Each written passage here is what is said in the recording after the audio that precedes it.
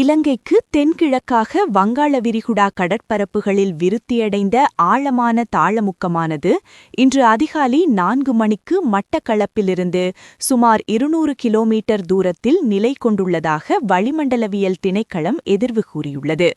அது மேலும் வலுவடைந்து வடமேற்கு திசையில் பயணித்து இன்று பிற்பகல் வேளையில் பொத்துவிலுக்கும் திரிகோணமலைக்கும் இடையிலான கடற்பரப்பூடாக கரையை கடக்கும் என எதிர்பார்க்கப்படுகின்றது. அதன் பாதிப்பு காரணமாக வடக்கு, வடமேல், கிழக்கு, ஊவா, மத்திய மாகாணங்களில் மழை மற்றும் காற்று அதிகரிக்கக்கூடிய சாத்தியம் காணப்படுகின்றது. நாட்டின் ஏனைய பிரதேசங்களில் பல இடங்களில் மழையோ அல்லது இடியுடன் கூடிய மழையோ பெய்யக்கூடிய சாத்தியம் காணப்படுகின்றது.